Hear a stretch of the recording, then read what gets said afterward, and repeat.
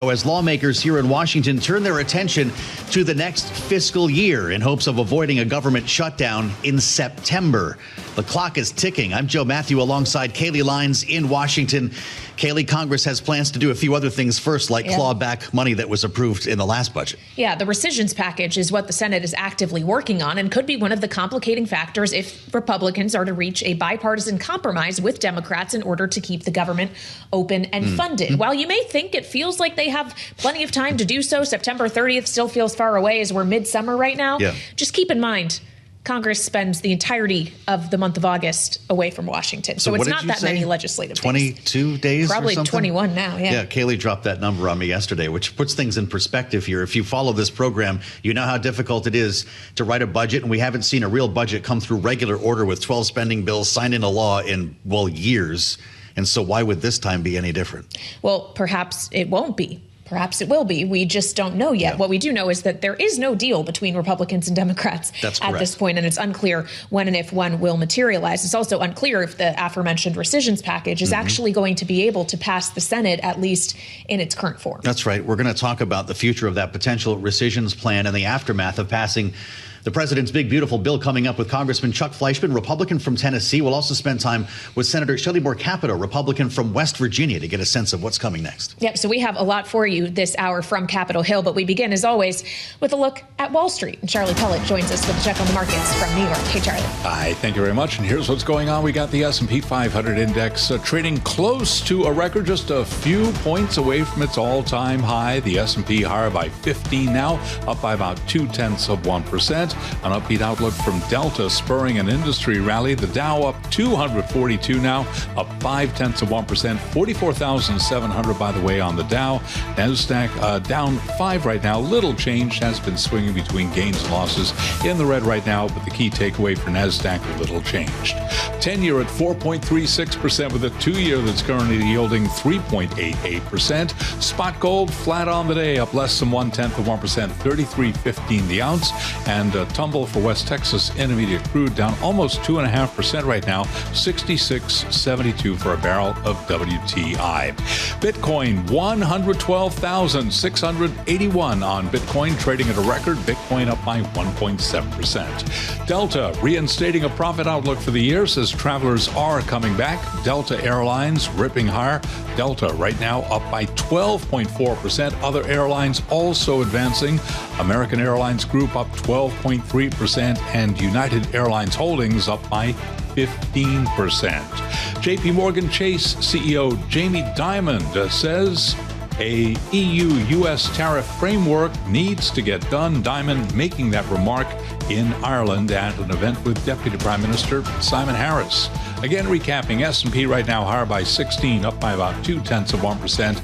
Balance of Power continues, the Thursday edition. Back we go to Washington. Once again, your hosts, Joe Matthew and Kaylee Lines. All right, Charlie Pellet in New York checking on the markets for us. Thank you so much. Meantime, here in Washington, at least one chamber of Congress is hard at work today. The Senate is in session. The House, of course, not formally in session, taking their extended July 4th recess, though they will be back next week. And in addition, Joe, to a rescissions package that is facing a hard deadline of July 18th to pass, or else Congress, the money Congress appropriated is going to have to be spent by the administration. They also are starting to get to work on appropriations, knowing that a deadline is looming in September 30th. If you want to keep the government open, you got to figure out how to keep the lights on. This is true. This is the actual sausage being made once again. People might think the big, beautiful bill was actually the budget because we talked about the fact that it was reconciliation. It had to involve budget matters. But this is the spending plan for the next fiscal year. And after what you just told us, 20 days, I think, of legislative work left in this fiscal year could make this a real hill to climb when it comes to lawmakers. You're looking at a September 30 deadline.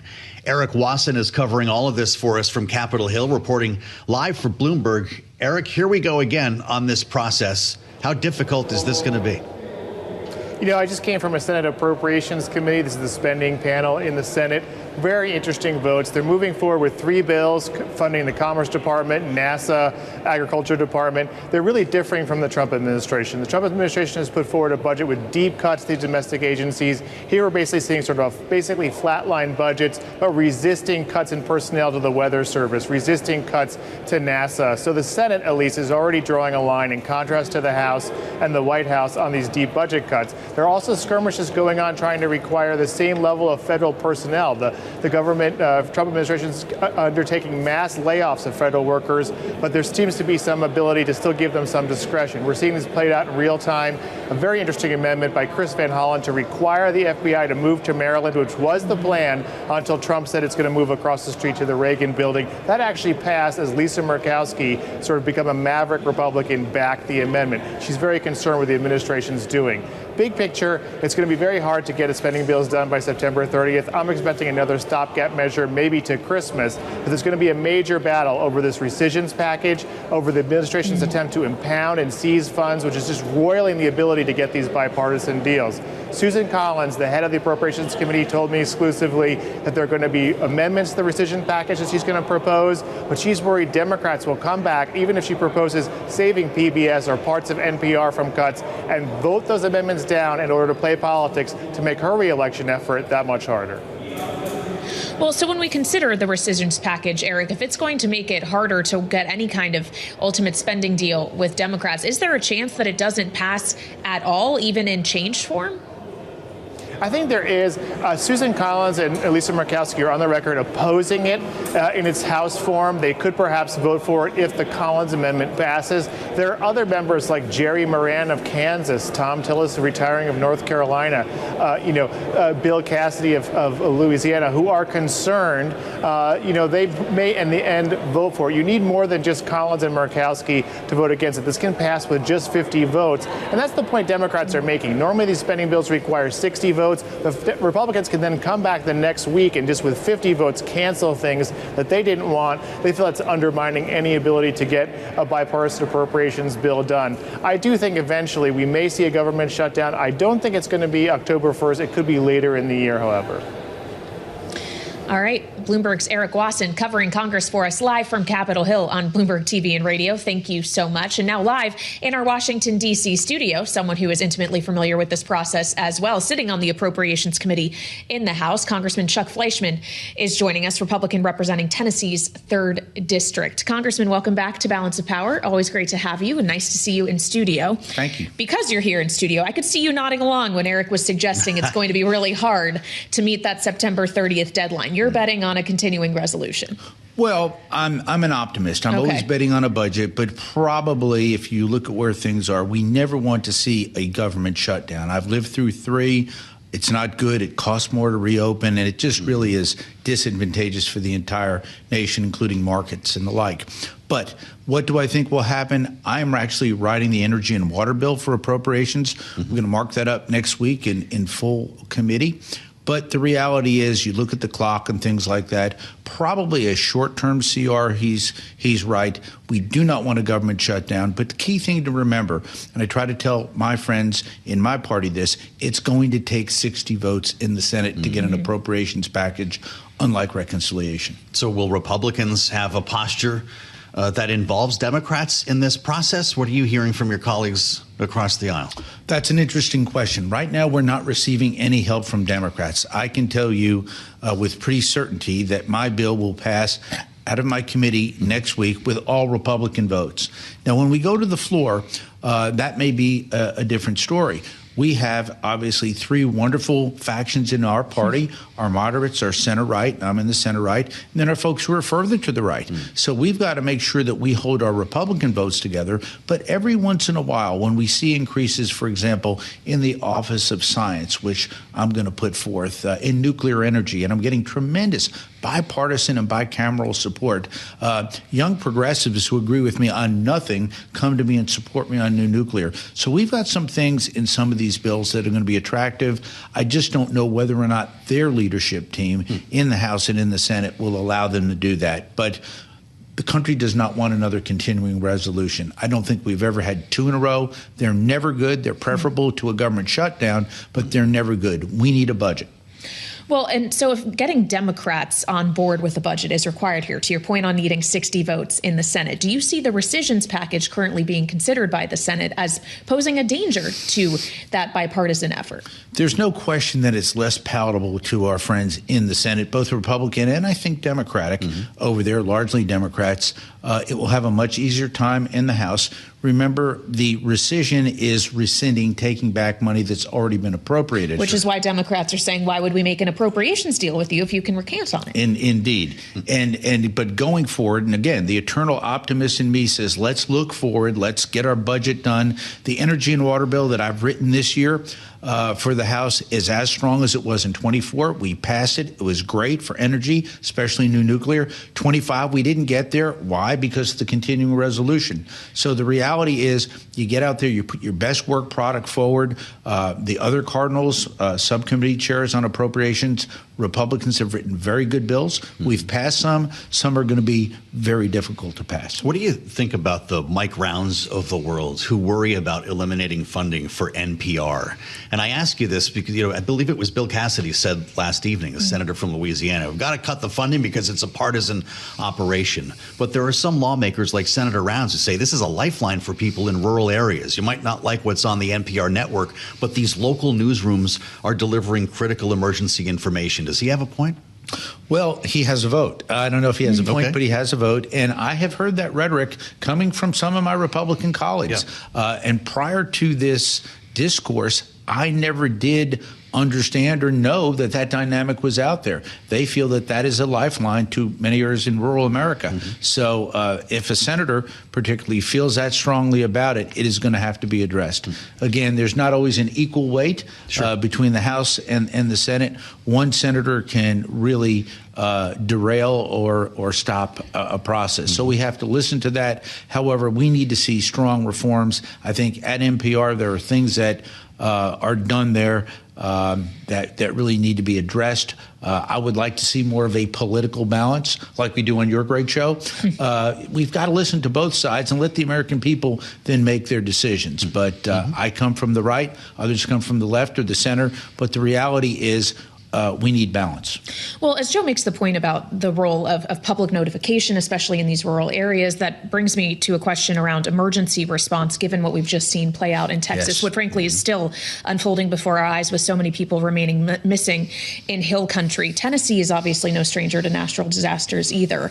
And I'm wondering if you're learning lessons about the way in which information was distributed, if it's too early to have those conversations as this still is an active rescue effort, and the conversation around reforms to FEMA as well as this teaching us that you still need to have the federal response able to be put into place. You raise an excellent point. Anytime we have a national disaster, whether it's in Tennessee or anywhere across the great United States, there's sadness, there's disaster, there's tragedy, there's sadly loss of life and the like.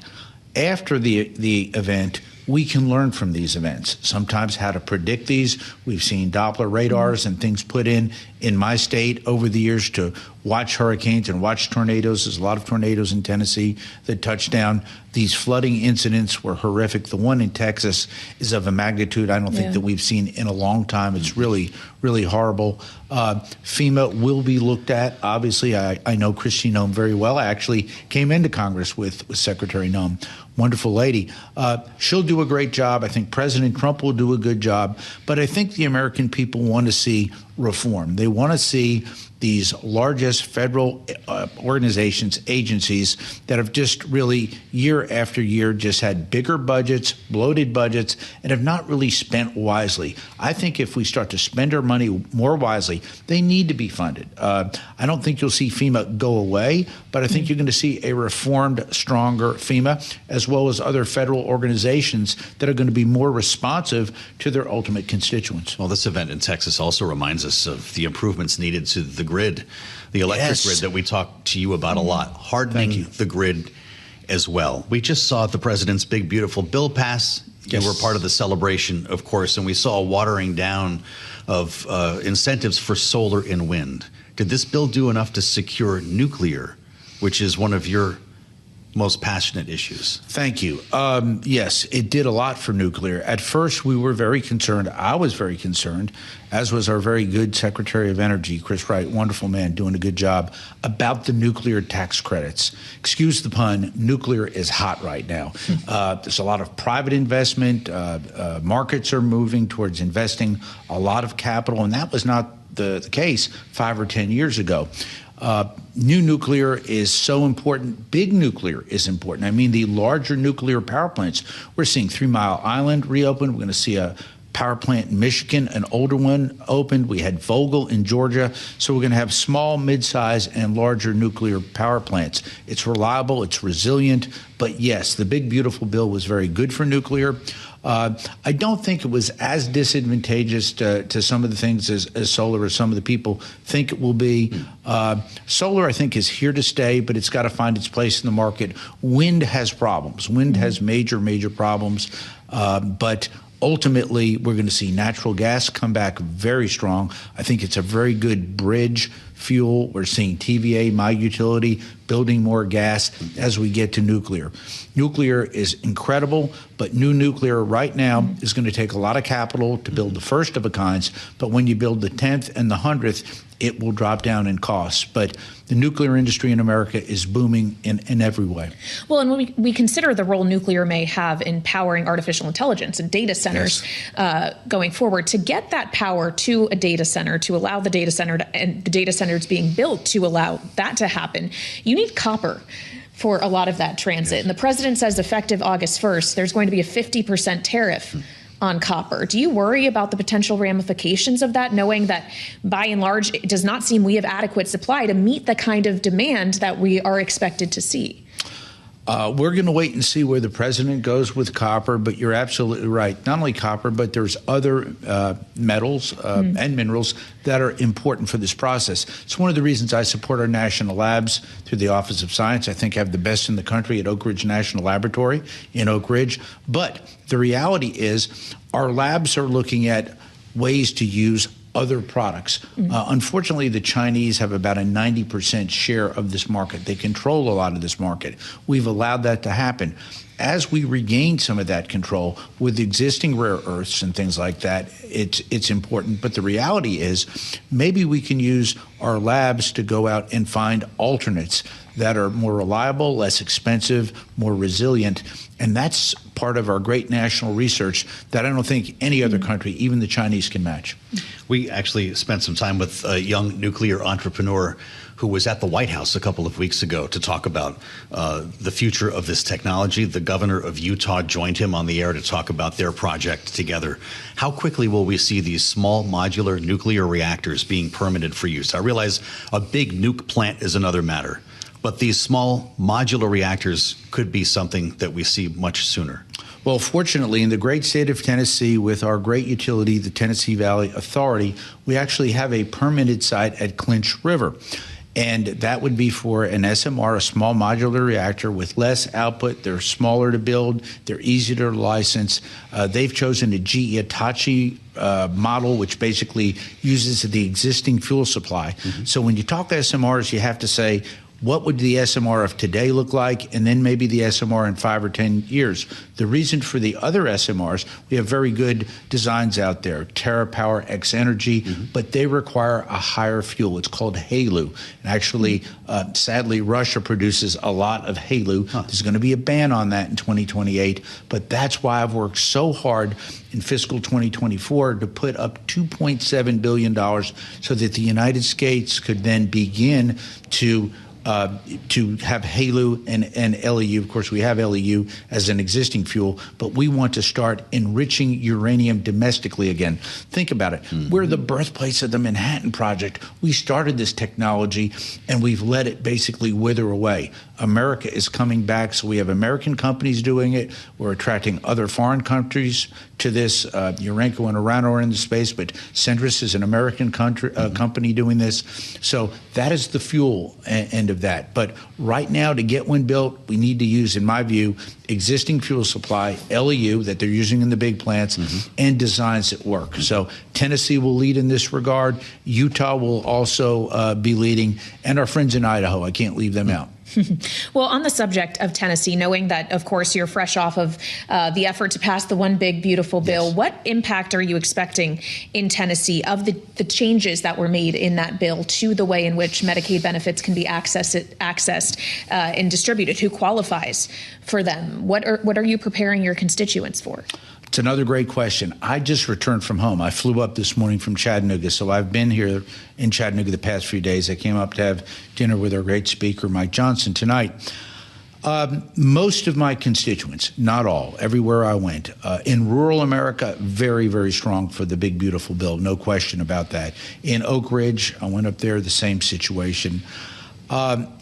The few Democrats I ran into, candidly, and my district is ruby red, but I represent all my constituents, and I'm very cognizant of that.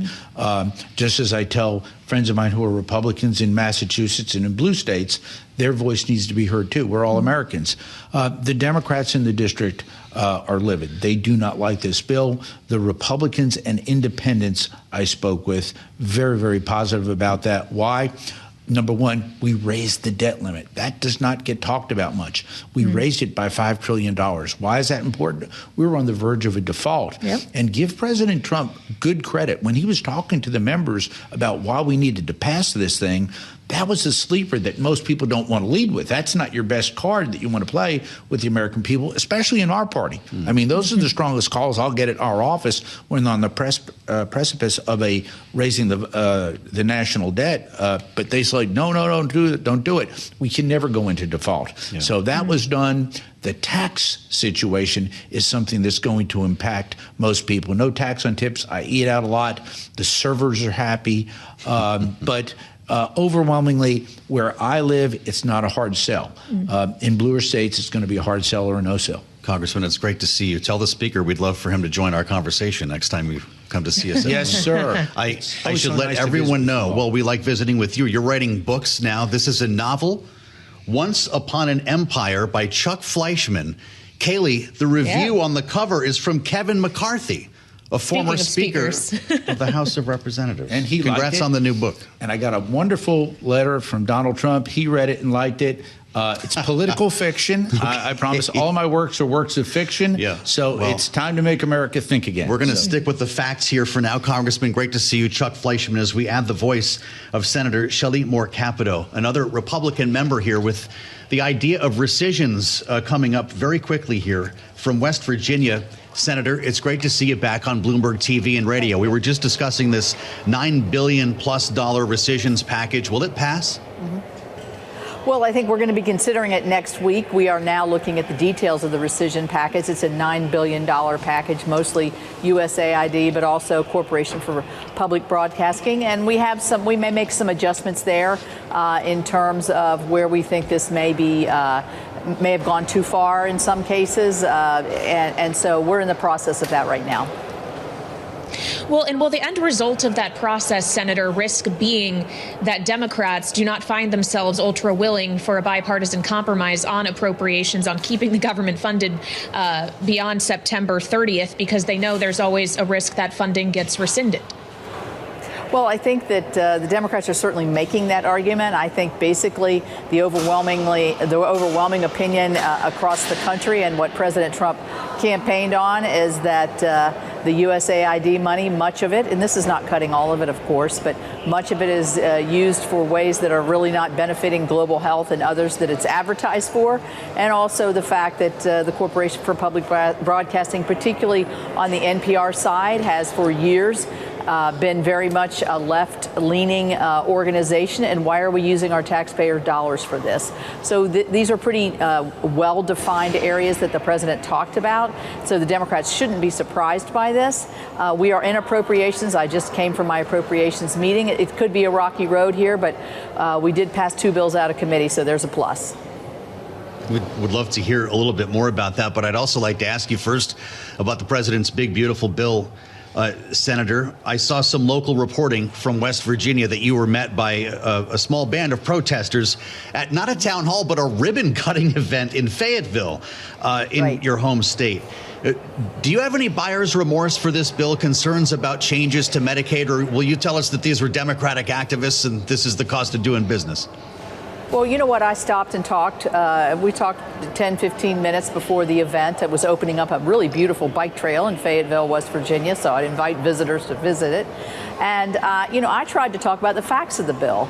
The facts of the bill is every West Virginia taxpayer will not see their taxes go up. Their taxes will actually go down because we increase the standard deduction. We also provide seniors with a tax break, those that are relying on Social Security, no taxes on tips, no taxes on overtime. So this is important for West Virginia. Their main focus was, as you would expect, Medicaid. And basically what I tried to tell them and what I believe and why I do not have buyer's remorse is that I believe in order to preserve Medicaid for future generations, we got to get people off of it that don't deserve to be there, that we have to bend the curve in spending. And we will be spending $200 billion over 10 years, just not $1 trillion. And I really think able-bodied people being able to work some for their benefits. In my view, these are not unreasonable asks. And the thing I'm concerned about is, are these programs going to be there in 10, 20 years? And at the rate of growth, the answer is no. So we need to make sure that this is going to the people that it's intended for and serves their health needs the best. The Rural Stabilization Fund is big in my state because obviously we're very rural in West Virginia. And I think this will help our hospitals that have issues, are going to have some issues with affordability. Well, and that stabilization fund to the tune, of course, of $50 billion. Do you expect, Senator, that to be adequate, not knowing it's not just West Virginia that is going to need the assistance, but states across the country? Or could there be a need that arises for further subsidies for those hospitals? Well, I think we need to keep in mind, too, that the changes were made on the provider tax and other things on Medicaid don't go into effect for 3 years. So we've got time to adjust here if, in fact, what you're saying is true. I think what we're going to see is our rural hospitals stronger because they're going to run more efficiently. There's going to be ways through CMS and others to make sure that IT systems and everything are better coordinated. I have confidence that rural health care and rural health care delivery is very difficult, and we've got to preserve every avenue, and that means preserving all the rural hospitals in my state and across the country. We talked a lot, Senator, about the cuts to subsidies for clean energy. We were just discussing wind and solar with Congressman Chuck Fleischman. What does that mean for West Virginia, and will it create a demand for more coal? Well, I think what it does is it evens the playing field for every resource or every source of energy supply. It also, I think, boosts nuclear energy. We have all this energy demand through AI and data centers. We can't meet the demand, so we need baseload energy, which wind and solar do not provide. It's ephemeral. Sometimes it works, sometimes it doesn't. We need that base load, so that's natural gas, coal, nuclear, and there's a hydrogen piece in there that's particularly of interest to me. I asked to move the deadline out just a little bit to see if we can jumpstart a lot of these projects, and I was successful with that. So I think it really just evens the playing field for all energy, all types of energy. And I think it'll be good for my state because we're an energy state. Senator, I'd like to go back to the subject of appropriations in your seat on the committee. Congressman Fleischman also just told us that he's expecting a short-term continuing resolution is likely going to be required to keep the government funded beyond the end of the fiscal year. Is that also your expectation? Well, I mean, we wouldn't have to make that decision until the end of September. The Leader Thune, has said with our chair, Chair Collins, and Vice Chair Murray, that we want to have these bills up on the floor. Let's give that a chance to work. I mean, we're running out of time. We only have 7 weeks, but we do have 7 weeks. So hopefully we can have some successes there before I make the declaration that we have to have a continuing resolution. I'd rather see us keep this process moving as much as we can. All right. Senator, we appreciate your time joining us live from Capitol Hill. Republican Senator Shelley Moore Capito of West Virginia here with us on Bloomberg TV and radio. Thank you so much. And we want to continue the conversation now as we turn here to our political panel. Rick Davis is with us, Bloomberg Politics contributor, Republican strategist, and Stone Court Capital partner, alongside Archie Siddiqui, former senior aide to former Speaker of the House, Nancy Pelosi, now founder and CEO of Bellwether Government Affairs. Welcome to you both. Archie, to begin with you, we were just speaking with both the senator and the congressman about this notion that Democrats may not have much incentive to make a spending deal with Republicans that are pursuing at the same time rescissions of previously appropriated spending by Congress. We know Nancy Pelosi wasn't afraid to hold a firm line on spending-oriented deals and shutdowns when she needed to. What do you expect to happen here as we approach the end of the fiscal year? I mean, I think your question was spot on, because the rescissions discussion is going to be critical in terms of paving the future, in terms of not only the continuing resolution, appropriations, et cetera. And as you know, in the Senate has traditionally been very bipartisan. And this rescissions bill, they're talking about changes. And the question is, are they bringing in Democrats? Are they, because, you know, to your point, if you can't rely on a deal that's made, and we've already seen Republicans go back on these types of deals. So I think particularly after this past reconciliation bill, I think it's going to set the tone for the rest of the year. Rick, would it behoove Republicans to step away from the rescissions plan in hopes of actually clearing a budget before the end of the fiscal year? I'd love to tell you that I'm enthusiastic that we could get to regular order in a past 12 appropriations bills before the end of September, but I've given up. You know, mark this day in your calendar. Rick Davis doesn't think the Senate can actually. It's taken this long. He's thrown in the towel. Yeah. So look, I think that the Senate may crater the rescissions package on its own. Right. There are lots of senators concerned about PEPFAR getting stricken, and rural radio, as you mentioned in your last interview, has become a real big issue for people like Senator Rounds and Senator Sullivan. So that may die on its own accord. That being said, whether or not the Senate can actually produce appropriations bills on time, my guess is Thune has a plan to do a continuing resolution. He'll continue the public attitude that we want to do our business. But of course, there's never been anybody fired from a chairmanship because they didn't get the appropriations done. So at the end of the day, count me as skeptical. Well, when we consider what the Senate Majority Leader might have up his sleeve, it's also a question of the Minority Leader, of Hakeem Jeffries in the House. How should we be thinking about the Democratic calculus here as to whether or not they want to play hardball on this issue, risk a shutdown, how that plays for them politically? I just wonder what kind of leverage they're really working with. I mean, traditionally, Democrats have always put government first in terms of that continuity. So I think we have seen that quite a bit. But I do think that there is a tried and true blueprint of bipartisan, bicameral negotiations on these packages. I mean, time and time again. I think we're in an aberration in terms of moving away from that in this past negotiation. And, you know, the reconciliation bill, when you have one party control, that is usually given that, you know, when you have the House, White House, and Senate. Sure. But on the appropriations packages and year-end packages, those have generally been bipartisan, and that's a give and take. So I think that's both sides. I mean, so far the Republicans have not been willing to do that give and take, but I do think that Democrats are going to drive a hard bargain. And but again, I think the rescissions package will pave that way. Hakeem Jeffries has a very different style than Nancy Pelosi Absolutely, did. Yes. What would your former boss have been doing right now? Because I feel like she would have been screaming from the rooftops about this. Hakeem Jeffries has a much more subtle approach. How loud does he need to get about rescissions? So I think Hakeem Jeffries needs to be Hakeem Jeffries. Yeah? Yeah, absolutely. I mean, we're in a different era. There's generational shift. I talked to a lot of members of Congress. There's a lot of support for Jeffries. He's very thoughtful. He's very smart. He really does try to put country first. Mm-hmm. So I think it's a different style. So I don't think we should, that shouldn't be the template. He's also can be very tough. I mean, he's a tough politician. He comes from New York. And I'm not questioning that, but sometimes you need to put this on Front Street so people know about it. Absolutely. And you saw him on the floor. I think that was a shining moment for Jeffries, right? Like the leader was on the floor for 8+ hours. He broke the record.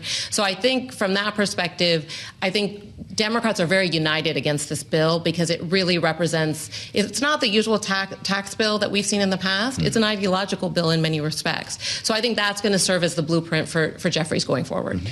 Well, Democrats may not like the bill, but it's the bill that the president wanted, Rick, and it's the bill the president ultimately got. To the point you were making a few minutes ago about you think the Senate might ultimately end this rescissions effort all on its own, how is that going to sit with Donald Trump, do you expect?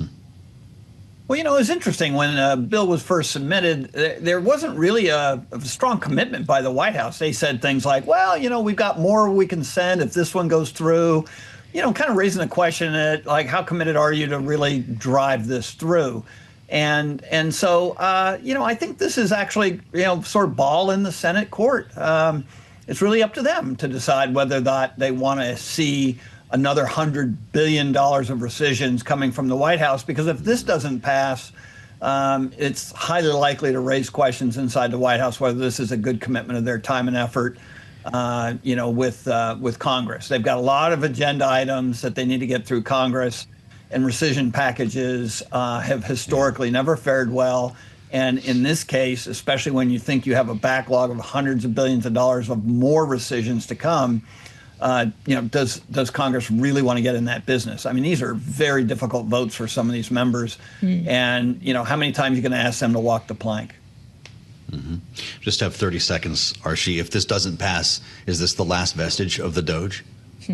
Well, I think what's interesting about the Doge is that there's supposed to be $2 trillion in cuts. And as we know, this rescission bill is $9 billion and change.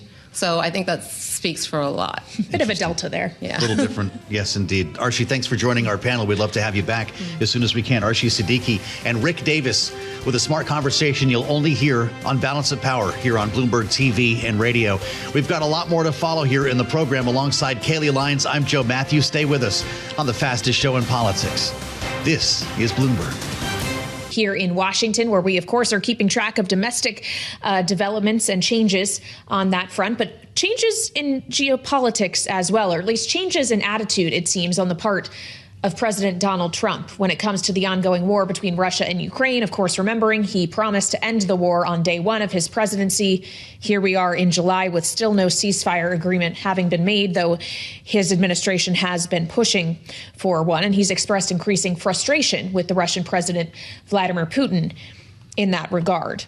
So much so, in fact, that he actually reversed a decision made by his own Department of Defense, which was, of course, a pause of weapons, defensive weapons in particular, to Ukraine. That flow is now resuming on the president's orders. And it's something that the former number two to President Trump, at least during his first administration, former Vice President Mike Pence, is pretty happy about. He spoke earlier on Bloomberg Surveillance. I was pleased that the president countermanded what had been a pause of aid to Ukraine last week, which I think was unfortunate. Wherever it originated, but I commend the president for reversing that decision. And my hope is when the Senate reconvenes that Senator Thune will put the Graham bill on the floor and put it on the president's desk. I think it's time.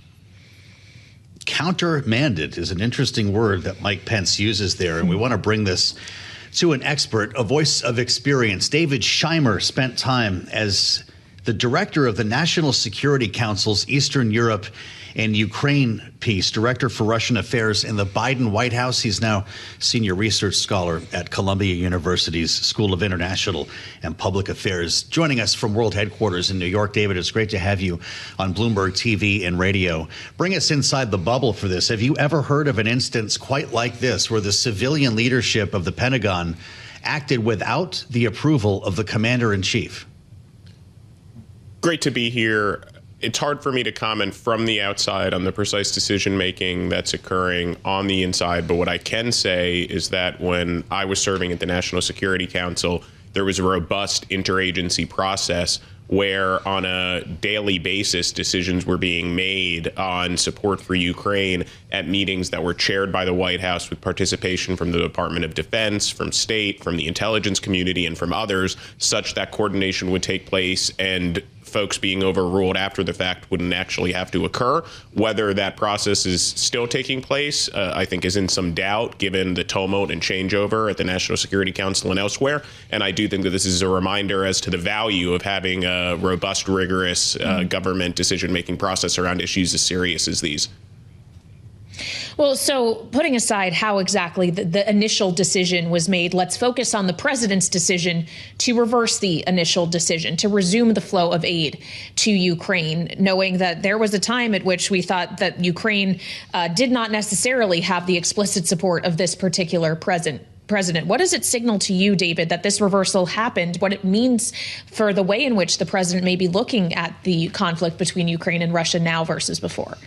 So I think it's certainly a good step to reverse whatever pause or decision had been made to halt aid to Ukraine, because Ukraine needs the support and it's in U.S. interest to provide Ukraine with the support. However, I also want to make clear that what was paused and has now been unpaused is aid that was authorized during the Biden administration, during the administration in which I was a part. And that was a drawdown package of $1.25 billion authorized in December of last year that has lasted up until this summer, as well as what's called USAI deliveries that were similarly contracted for last year.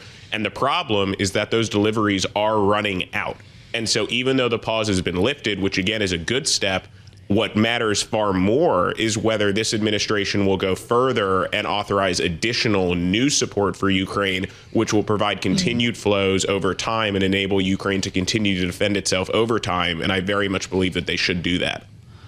Well, that's a great point that you make here. So we're set to go through the end of summer, which is in about 5 minutes. You've actually gone through this process. Would the administration not have to submit an emergency supplemental request now to prevent a gap in weapons shipments? And what would you be asking for? Would these be defensive systems like Patriots or offensive ballistic missiles? So as a side point, I struggle with the distinction in this context between defensive and offensive systems, because Ukraine is defending itself and Ukraine is now being provided with artillery and rockets to defend itself that has been unpaused. And so I don't find that distinction especially useful. But taking a step back from that, I would also say that there is approximately $3.8 billion in drawdown authority that still remains available to the President of the United States to use without having to go to Congress. And so tomorrow, this administration could decide to draw down additional weapons from U.S. stockpiles for Ukraine without additional funding or authorization from the Congress, is point one. Point two is that the Europeans and the Ukrainians have said explicitly that they want to buy weapons from the United States to give to Ukraine. And so not only would we be furthering our support for Ukraine, there would also be additional generated revenue and trade inflows into the United States. That is another available option to the United States to get weapons to Ukraine. And so there are options to maintain our support beyond what was authorized in December. The question is whether those options will actually be executed upon. Well, and when we consider the options that the administration has to exercise leverage or to try to influence the behavior of Russia specifically, I wonder what you make, David, of the sanctions package that it seems there is building momentum toward, at least in the United States Senate and possibly with the White House as well. What would this particular package of sanctions do that all of the other previous sanctions package, including the ones that, of course, were pursued by the Biden administration, do to alter the behavior of Vladimir Putin when he is still engaged in this war consistently throughout all of those sanctions being implemented? So absolutely. I think if we just take a step back here, the reason that Ukraine has agreed to a ceasefire, but Russia has not, is because Russia and President Putin believe that time is on his side. He sees U.S. support as declining. He believes that the longer this war goes on, the more likely it is that his battlefield position will improve compared to Ukraine's. And so the objective in order to get to a ceasefire should be to affect Putin's calculus and make him believe that time is not on his side. And how do you do that? A, you continue and even surge weapons flows, as we just discussed. B, to your point, I believe that sanctions against Russia's energy sector should be intensified, built upon sanctions that have already been implemented, in order to increase the pressure on the Russian economy and make it more challenging for Russia to sustain its war of aggression. Third, something that we haven't yet discussed, is I believe that the Europeans should move towards seizing the approximately $300 billion in Russian sovereign assets that are immobilized in its jurisdictions in order to provide Ukraine with a long-term source of support, both to help Ukraine, but also to send a message to Russia that aid for Ukraine will not dry up with time. If you do those three things, surge weapons deliveries, intensify sanctions, and acquire a long-term source of assistance through the sovereign assets, that recipe could be enough to adjust Putin's thinking and to push him to the table in a meaningful way. All right, David, great to have you here on Balance of Power. David Scheimer, former director for Russia at the National Security Council, in addition to former director for Eastern Europe and Ukraine at the National Security Council in the Biden White House. We appreciate you joining us here on Balance of Power, especially on a day when we saw the Secretary of State, Marco Rubio, actually meeting with Russia's Sergei Lavrov in Kuala Lumpur to talk about this conflict. And I guess, Joe, I shouldn't just say Secretary of State Marco Rubio. He is also, of course, acting National Security Advisor Marco Rubio, one of just many administration officials that are now juggling multiple job titles. Yeah. We got a new one overnight as well. The Transportation Secretary, Sean Duffy, announced on Truth Social by President Trump last night, is also now interim administrator of NASA. NASA, yes. Which is really an interesting development here because we all remember how things ended with Jared Isaacman, a pick of Elon Musk's. Huge questions about the future of our space program, Kaylee, and exactly what Sean Duffy knows about this remains a mystery to me. So we wanted to talk to an expert here. By the way, this is the second Fox News anchor running a major government agency. Yeah, let's talk to that said expert now. Keith Cowing, editor of NASAWatch.com, is with us on Balance of Power. Keith, do you see Sean Duffy as being up to this job? Well, call me not surprised. Truth Social, Fox News host, reality star running an agency. Sure. I don't think he probably had the qualifications to run transportation, and that's where you rely on the people underneath you. But Department of Transportation runs things that I think are more familiar to people, airplanes and so forth. NASA's sort of all about rocket science, and you really kind of need to appreciate that. And if you don't even have a little bit of that expertise, you're going to be leaning on a whole bunch of people to do 99% of the heavy lifting. Some big decisions, of course, need to be made about the future of the program, Keith, and it's great to have you back. You were a big Isaacman fan. What will NASA lose without having him at the helm? Yeah, Jared Isaacman had a lot of the right stuff for this. I mean, he'd been in space. He quite was the engineering nerd. He knew how to run businesses. He knew what things cost and so forth. And he had the energy and enthusiasm, and he wanted to do it. So I guess the bad part of that is he was a friend of Elon Musk's, and that's now not a good thing to be. And Sean Duffy and Musk went head-to-head, so that's a good thing. I don't know. I mean, this is almost like, sometimes, who's dating who in seventh grade, Well, fair enough. As we consider the agency that Duffy will, at least on an interim basis, be helming and the position NASA is in, especially with reports of job cuts and people leaving the agency, Keith, how would you characterize its overall state right now? Well, it's I used to work there, and I had to leave the agency as a personal decision under similar but maybe less angry circumstances a decade or two ago. And now my watch is being all day from friends saying, I took the buyout, I'm leaving, and so forth.